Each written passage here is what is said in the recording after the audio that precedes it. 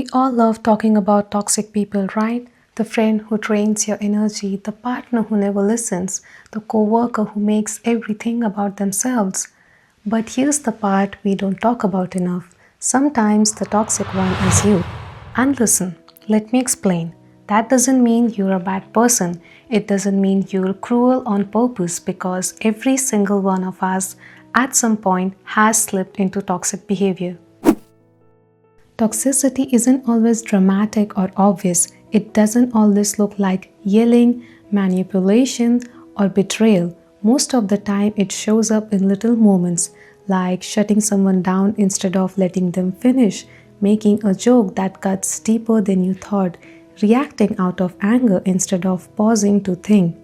And the hardest part, we don't usually notice until later, when the damage is already done. But here's the mind shift.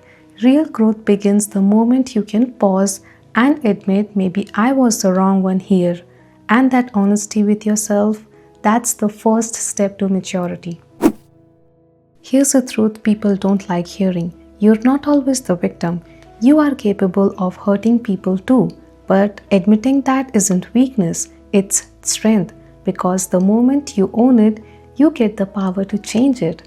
Like Jordan Peterson puts it, you don't get to choose whether or not to pay a price. You only get to choose which price you pay. And it's same with growth. You can pay the price of denial, keep repeating the same patterns, the same fights, or you can pay the price of accountability, the discomfort of admitting you were wrong, the courage of apologizing. Now let's go deeper. Most toxic habits don't come from hate, they come from hurt. Think about it. A child who was ignored may grow up to interrupt others constantly, not because they don't care, but because deep down they are terrified of not being heard. Someone raised in chaos may shut down during arguments, not to be cruel, but because silence once kept them safe. Our patterns are often survival strategies we learned years ago, and what once protected you might now be damaging your relationships. But the good news is, the moment you recognize that, you have the power to change it. Unlearn the habits that keep you stuck. Relearn the ones that heal. Learn to communicate instead of shutting down. Learn to listen instead of waiting to speak. Learn to love in a way that builds trust instead of breaking it.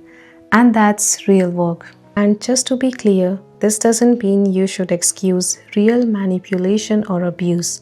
If someone is consistently toxic, controlling, or harmful, that's not your job to tolerate. Growth is about taking responsibility of your own patterns. It's not about letting someone walk all over you.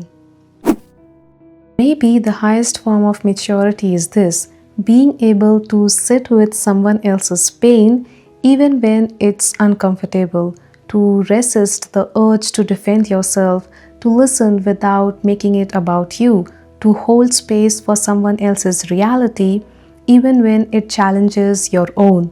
And that's when I think growth feels real, the love feels real, and it becomes the way of living. So next time you catch yourself slipping into an old pattern, take a pause, reflect, apologize if you need to, and then start again, just a little bit better.